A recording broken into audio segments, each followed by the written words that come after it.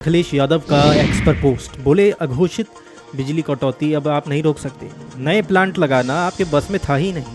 नए प्लांट लगाना तो आपकी तंग सोच का हिस्सा है। बिजली की मांग बढ़ रही है, दाम बढ़ रहे हैं, बिजली की सप्लाई आपूर्ति बिल्कुल नहीं बढ़ रही। सीएम योगी के बयान पर सांसद साक्षी महाराज का समर्थन, बोले नमाज मस्जिद में होती है, सड़कों पर चला जाता है। सीएम ने बढ़िया कदम उठाया। मुसलमान सीएम की जनसंख्या कम करने की सलाह माने, सीएम योगी ने बहुत अच्छी सलाह दी है। सीएम योगी आदित्यनाथ का बड़ा बयान, बोले कोशिश करने वालों की कभी नहीं हार होती, जो डर गया वो मर गया। भागने वालों को समाज माफ नहीं करेगा। चारों ओर सड़कों का जाल बिछा हुआ है, विकास अब रुकने वाला नहीं। कानपुर में 1600 करोड़ के महाघोटाले का खुलासा, पुलिस ने मास्टरमाइंड फिरोज को पकड़ा। श्यामनगर डकैती जांच में खुला बड़ा फ्रॉड, फर्जी फर्म, नकली ई वे बिल से करोड़ों की ठगी हुई उजागर। जीएसटी वकील बताकर चला रहा था पूरा रैकेट। स्लॉटरिंग और स्क्रैप कारोबार में फर्जीवाड़ा हो रहा था। सरकार को हुआ करोड़ों के राजस्व का नुकसान। बोगस कंपनियों के जरिए उठाया था जीएसटी लाभ। आरोपी फिरोज पर पहले से दर्ज हैं 4 मुकदमे। बिजली कटौती, कम आपूर्ति की शिकायतें बहुत आ रही हैं। गरीब, किसान, छोटे व्यापारी परेशान हो रहे हैं। बिजली कटौती से लोग आक्रोशित हैं। प्रदेश सरकार जरूरी उपाय तत्काल करे। नए पावर प्लांट का प्रयास जनहित में उचित रहेगा। सांसद इकरा हसन पर दर्ज हुआ मुकदमा। विधायक उमर अली खान का बयान, पीड़ितों की आवाज उठाना गुनाह नहीं है। पीड़ित परिवार को न्याय दिलाने पहुंची थी इकरा। जनप्रतिनिधि की मदद नहीं करेंगे तो क्या करेंगे। कॉकरोच पार्टी पर बोले मंत्री कैलाश राजपूत, कहा ऐसी पार्टियों का कोई प्रभाव नहीं पड़ता। पहले यूपी अपराधियों का गढ़ हुआ करता था, आज महिलाएं सुरक्षित हैं, कोई भय नहीं है। 2027 में 300 सीट बीजेपी जीत रही है।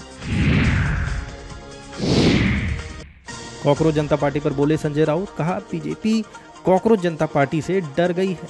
ऑपरेशन सिंदूर चलाने वाली सरकार डरी हुई है, भाजपा युवाओं से डरती है। पीएम मोदी को एफएओ के सर्वोच्च सम्मान से किया गया सम्मानित। पद्मश्री भारत भूषण त्यागी ने जाहिर की प्रशंसा, बोले ये सम्मान देश के लिए गौरव की बात है। हम नए संकल्प के साथ आगे बढ़ रहे हैं। पीएम ने भारत का विश्वास बढ़ाया है, विश्व भर में भारत का मान बढ़ाया है। बुद्ध इंटरनेशनल सर्किट पर लौटेंगी सुपर बाइक्स।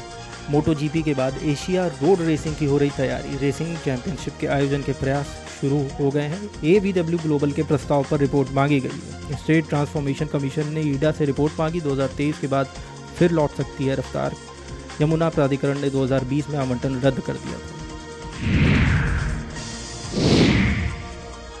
नेशनल कॉन्फ्रेंस के अध्यक्ष फारूक अब्दुल्ला ने कहा गठबंधन सरकार बरकरार है, गठबंधन को कुछ नहीं होने वाला। उन्होंने आगे कहा मुझे उम्मीद है कि ईरान और अमेरिका की लड़ाई खत्म हो जाएगी और हम इन मुश्किलों से निकल जाएंगे। एनटीए के डायरेक्टर जनरल अभिषेक सिंह के बयान पर कांग्रेस नेता पवन खेड़ा ने कहा 2024 में भी इस प्रकार की घटनाएं हुई थी। लीक हुआ पेपर का मामला सीबीआई तक गया था। सीबीआई ने अदालत में कहा था कि हमें और समय चाहिए। अदालत ने सीबीआई को फटकार भी लगाई, लेकिन इस दौरान छात्रों के भविष्य के साथ कई बार खिलवाड़ हुआ। उनका समय और पैसा दोनों बर्बाद किया गया।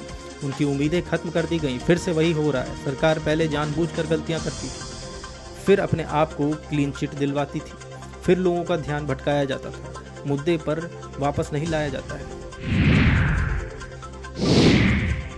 प्रधानमंत्री नरेंद्र मोदी ने कहा पिछले 1 दशक में साइप्रस में भारत में निवेश लगभग डबल हुआ है। दोनों देशों के बीच ट्रस्ट बढ़ा है। Bharat European union free trade agreement से तमाम नई संभावनाएं बनी हैं। इसका लाभ उठाते हुए हम अगले 5 वर्षों में इस निवेश को फिर से दोगुना करने का लक्ष्य रख रहे हैं और इस संकल्प को साकार करने के लिए आज हम अपने विश्वसनीय संबंधों को एक रणनीतिक साझेदारी के रूप में बढ़ा रहे हैं।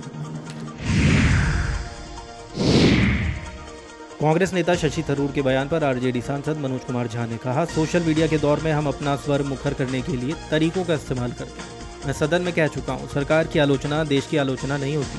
मैं अगर अपने देश से प्यार करता हूँ तो हो सकता है कि बार बार अपनी सरकार की आलोचना करूँ। जब दोनों को जोड़ दिया जाता है तब इस प्रकार के आईटी एक्ट का इस्तेमाल होता है।